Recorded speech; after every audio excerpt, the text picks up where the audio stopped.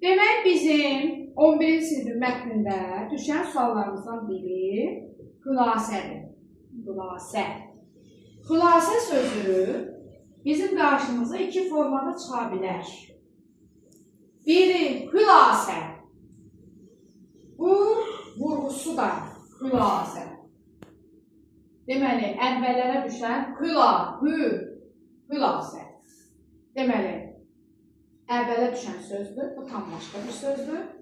Bu, modal sözdür. Bir xülasə, danışığını qısa ilə. Yəni, başıma aparma. Bu heç, bizə bu lazım deyil. İkinci isə xülasə. Bu sonra düşür. Siz bunu çox güman keçirtmirsiniz, bunu yox. Bu xülasə sözünün mənası qısa bir yazılış forması və yaxud deyiliş forması, qısaltma. Aha.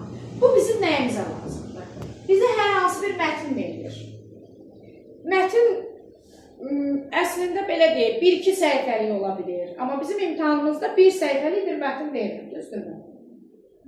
Bunu biz qısa şəkildə çıxartmalıyıq. Və sual verə bilərsiniz ki, ay müəllimə, xülasə nədən ötürüdür? Niyə işlədir onu? Ümumiyyətlə, həyatımızda nəyə lazımdır? Bax, hər hansı bir hadisə baş verir və yaxud böyük bir kitab oxumusan, böyük bir əsər var. O qarşısındakı adam istəyir ki, onu qısa şəkildə anlasın. Və yaxud da deyirsən ki, orada hadisə baş verir, uzun-uzadı danışma mənə. Onun bir qısalmış formasını deyir, görüm nə olur? Qısa deyil. Qısaltması. Düzdür? Bu bizə buna görə lazımdır. Və imtahanda da bu boyda mətnin xülasəsini istəyir səndən. Bu xülasə nə boyda ola bilər? 5-6 cümlə. Zaten sən orada görəcəksən, sətirlər verəcək. Və sənin sətirlərindən sən başa düşəcəksən ki, bunu neçə cümlə şəkildə yaza bilərsən. 5-6 cümlədə sən mətni bitirməlisən. Amma sənin o 5-6 cümlə mətnin ortasında bitməsin.